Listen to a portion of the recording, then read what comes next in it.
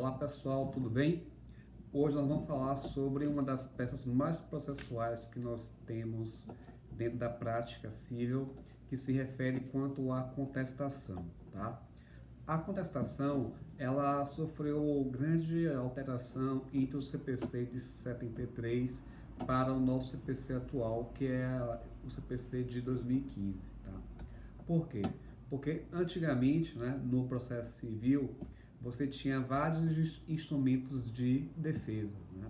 Você tinha a contestação, você tinha as impugnações, né, que eram incidentes processuais referentes ao valor da causa, assistência judiciária gratuita, competência, tinha também a reconvenção, né? Com o CPC de 2015, né, a defesa processual ela está toda concentrada na contestação, tá? Então, na contestação você faz a defesa do réu. Além disso, você também pode fazer na mesma peça, né, no mesmo prazo, a impugnação quanto ao valor da causa, a assistência judiciária gratuita, a questão da competência e também você pode fazer a reconvenção, tá? Então é sobre isso que a gente vai tratar hoje, certo? Bom, de acordo com o artigo 335, né, do CPC, você já deve ter visto isso em processo civil, né, a defesa do réu ela vai ser apresentada no prazo de 15 dias sob pena de revelia, né? Acontece o seguinte, pelo novo CPC, esse prazo de 15 dias, ele sofre uma variação a depender de cada situação. Por quê? Nós vimos já que na petição inicial, o autor ele precisa se manifestar sobre o interesse da audiência de conciliação e mediação, tá? Então, havendo pedido de audiência de conciliação e mediação, o réu ele vai ser citado para comparecer a esta audiência e só a partir de então, se não houver acordo ou se não houver comparecimento de alguma das partes, é que se inicia o prazo de 15 dias para apresentar a defesa, certo? Acontece o seguinte, se, por exemplo, uma outra situação, né?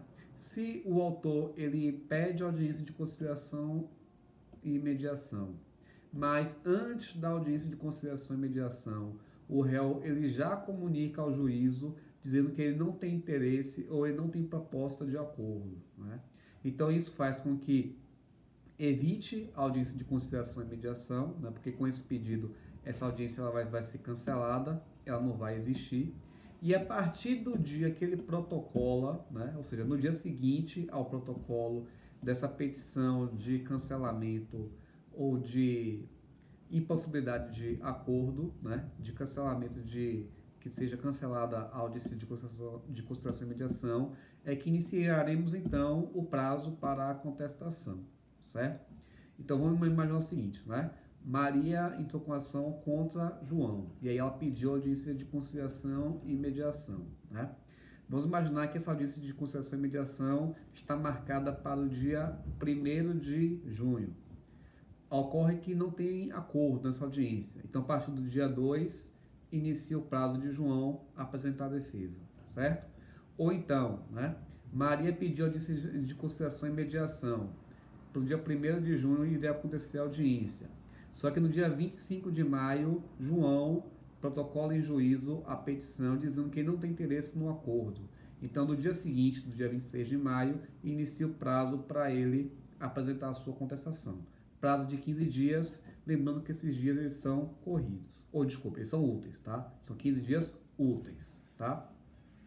Uma outra situação é que, se o autor, né, ele disser que ele não tem interesse na audiência de conciliação e mediação, então, quando o juiz ele for receber essa petição inicial, ele vai determinar que o réu, né, seja citado diretamente para apresentar a sua defesa, né?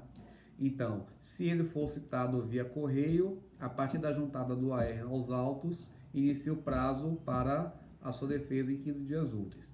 Se ele for citado via oficial de justiça, a partir do momento que for certificado isso nos autos, no dia seguinte também inicia o prazo para a apresentação da defesa em 15 dias úteis, tá? Então, essa questão do prazo, ela é importante, porque se ela não for cumprida, isso configura revelia, e aí você já sabe os efeitos disso lá nas aulas de processo civil, tá? A defesa, ela tem basicamente duas classificações, certo? Ela pode ser uma defesa processual ou pode ser uma defesa material, né? A defesa material, ela está a partir do artigo 336 do Código de Processo Civil. O que ele diz, né? Ele diz que o réu, quando for apresentar a sua defesa, ele tem que fazer a impugnação específica, né, de cada fato e de cada pedido, né? Então vamos lá. Maria pede de João, vamos por exemplo, né, a inexistência de relação jurídica, a inexistência da cobrança indevida que foi sofrida, né, a devolução em dobro do valor que ela pagou para João, ela pede ainda danos morais, ela pede ainda honorários advocatícios, né? E ela pede que João publique no jornal uma declaração de que ele não tem relação jurídica com Maria. Então veja, né? Eu falei aqui de vários fatos, de vários pedidos. Então, na defesa, na contestação, o réu, no caso aqui João, ele tem que fazer a impugnação específica, né, de cada pedido e de cada fato alegado por Maria, tá? Se ele não fizer essa impugnação de forma específica, né, isso configura confissão, né? Então ele vai estar reconhecendo sobre aquele fato que ele não tratou na sua defesa, de que aquele fato ele é verdadeiro, e aí o juiz vai compreender que de fato Maria, né, falou a verdade na sua petição inicial, tá? Então, de acordo com o artigo 336, tudo o que for alegado pelo autor na petição inicial precisa ser impugnado, precisa ser contestado, né? Precisa ser rechaçado pelo réu na sua defesa, tanto quanto aos fatos, quanto também quanto aos pedidos, ok? Então, isso é importante na hora de você estruturar a sua petição, tá? Bom, além dessa defesa material, que se refere quanto ao mérito, né, da ação, a sua defesa ela pode ser também processual, né? Essa defesa processual, ela se refere, né, quanto às matérias de direito, né, que você, na qualidade de réu, vai poder alegar, e está lá no artigo 337 do Código de Processo Civil, né? Essa defesa processual, ela pode ser de dois tipos, né? Ela pode ser as preliminares, onde o acolhimento dela vai gerar a extinção do processo sem julgamento do mérito, né? E as prejudiciais, né, que são chamadas prejudiciais de mérito, que vão gerar na extinção do processo, né, com a resolução do mérito, tá? Além disso, né, temos ainda aquelas preliminares aonde ela não vai gerar a extinção do processo, mas ela vai gerar, por exemplo, a remessa dos autos ao juízo competente, né? Então, o que vai acontecer? O processo naquela vara ele vai ser arquivado, mas o processo não vai ser dado como morto, né? Vamos assim dizer. Ele vai ser remetido ao juízo competente, tá? Então, isso também pode acontecer. Quais são as preliminares, né, sem resolução do mérito? Então, está tudo lá no artigo 337 do CPC. Aí você vai falar de ilegitimidade passiva, né? Você vai falar sobre a incompetência do juízo. Você vai falar sobre a petição inébita, né? Você vai falar sobre caso de conexão, né? As prejudiciais, por exemplo, né? Você vai poder falar de litispendência, você vai falar sobre coisa julgada, né? Você vai falar sobre cláusula de arbitragem, enfim, né? Então, lá no artigo 337, você tem o rol de questões que podem ser alegadas pelo réu acerca da sua defesa processual, tá? Lembrando que ela pode gerar a extinção do mérito com resolução do mérito, né? Ela pode gerar a extinção do processo com resolução do mérito ou sem resolução do mérito, certo? Bom, além disso, né, como eu falei no início, você pode também na própria petição, né, alegar os chamados incidentes, onde no antigo processo civil, né, você fazia isso em petições apartadas. Então, por exemplo, né, a pessoa ela entra com a ação cujo valor econômico do pedido é de 10 mil, mas aí ela coloca no valor da causa da ação 100 mil reais. Né? Então você pode impugnar na própria defesa o valor da causa, coisa que no antigo CPC você faria em valor apartado. Né? A gente já verificou isso, que o valor da causa interfere sobre as custas processuais e os honorários advocatícios. Então é uma questão importante. Tá? A pessoa alegou a assistência judiciária gratuita e ele é um dos empresários mais ricos do mundo, né? Está na revista Forbes, por exemplo. Né? Então você precisa, nos autos, na mesma petição da defesa da sua contestação, fazer a impugnação também da assistência judiciária gratuita, né? Que isso tem interferência sobre as custas processuais, honorários, e a gente também já falou sobre isso. Tá? Então, isso também precisa ser colocado na sua defesa, se for aplicável ao caso. Tá? Outra questão importante também é que no antigo CPC a reconvenção também se dava de forma apartada e incidente processual. Né? Com o CPC novo, com o CPC de 2015, o pedido de reconvenção, né, ela também se dá nos mesmos casos, né, da contestação. Então, na mesma petição da sua contestação, você vai abrir um tópico lá sobre a reconvenção. Tá? Lembrando que a reconvenção ela se refere sobre uma alegação, sobre um pedido que está correlacionado com o que o autor alegou na sua petição inicial. Por exemplo, né, Mariazinha entrou com ação contra João pedindo a inexistência da relação jurídica entre as partes, a inexistência da cobrança, pedindo ainda a declaração de que essa cobrança seja considerada indevida. Né? E aí você, na qualidade de João, você tem um contrato assinado com Maria, aonde ela reconhece que ela lhe deve X. Né? Então, o que você vai fazer? Você pode pedir na sua reconvenção que não apenas o pedido de Maria, né, os pedidos de Maria, sejam julgados improcedentes, como ela também seja condenada a pagar o valor da dívida existente, conforme apontado no contrato que você vai juntar, que você vai indicar no seu caso. Compreendeu?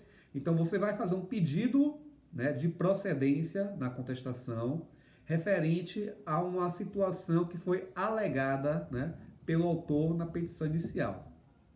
Se a situação não foi alegada na petição inicial, você não pode utilizar isso a fim de sua reconvenção, tá? Por exemplo, né, você entrou com ação contra João pedindo a cobrança do aluguel, né? Quanto a isso, certo?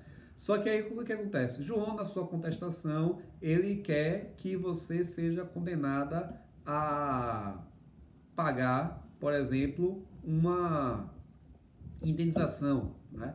Sendo que essa indenização não tem relação com o contrato de locação, que é o objeto da ação, né, que foi colocado na petição inicial. Então, não tem como se fazer, por exemplo, nesse caso aqui, uma hipótese de reconvenção. Né?